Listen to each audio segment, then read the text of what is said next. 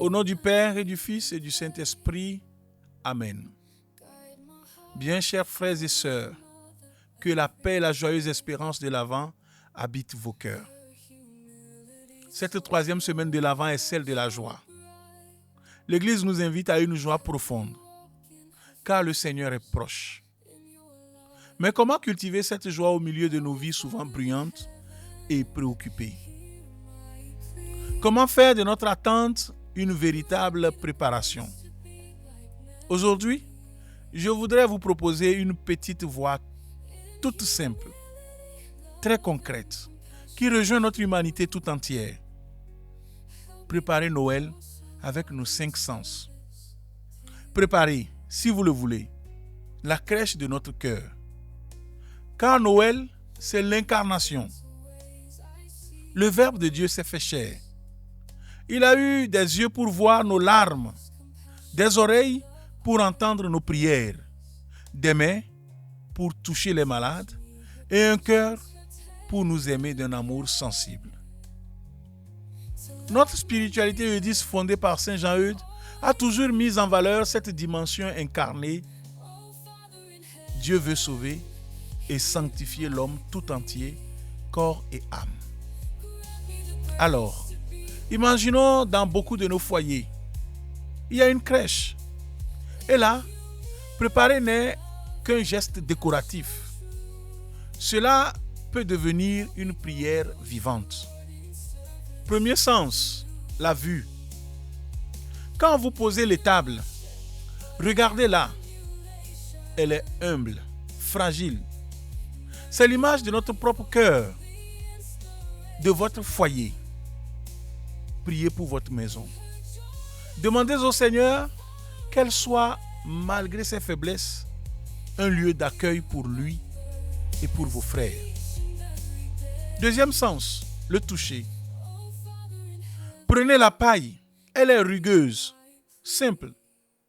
En la disposant, demandez au Seigneur un cœur pauvre, dépouillé des faux semblants, un cœur capable de reconnaître que tout est don de lui. Toucher cette paille, c'est nous rappeler que Dieu choisit l'humilité pour nous rencontrer. Le troisième sens, c'est l'odorat. Peut-être sentirez-vous plus tard l'odeur du sapin, de la cire d'une bougie, ou peut-être brûlerez-vous un peu d'encens. Cette odeur qui monte, c'est l'image de notre prière. Que ma prière devant toi s'élève comme un encens, dit le psaume. Laissez vos préoccupations, vos actions de grâce monter vers Dieu comme ce doux parfum. Quatrième sens, c'est l'ouïe. Autour de la crèche, on entend souvent des cantiques. Mais je vous invite aussi à écouter le silence. Le silence de Marie qui gardait toutes choses dans son cœur. Le silence de Joseph qui veille. Durant la semaine, offrez-vous 2 minutes de silence juste pour écouter. Écoutez la présence de Dieu qui veut naître dans le secret de votre âme.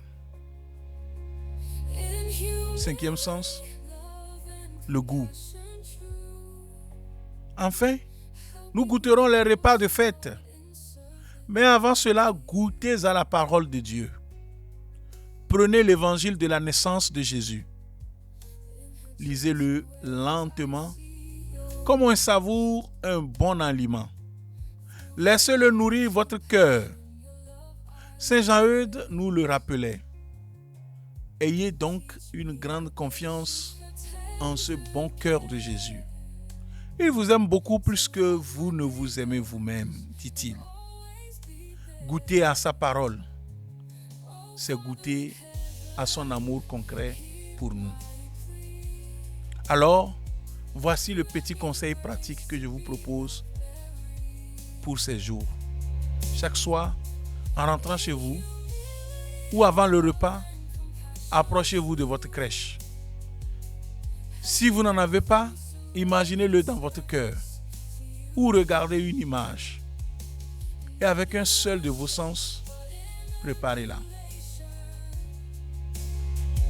Chaque petit geste fait avec amour prépare une place digne pour le roi de la paix. Maintenant, unissons nos cœurs dans la prière. Et ensemble, disons: Seigneur Jésus, toi qui as voulu prendre chair de notre chair, toi qui as partagé nos 5 sens pour nous relever, regarde avec bonté nos efforts pour te préparer une demeure.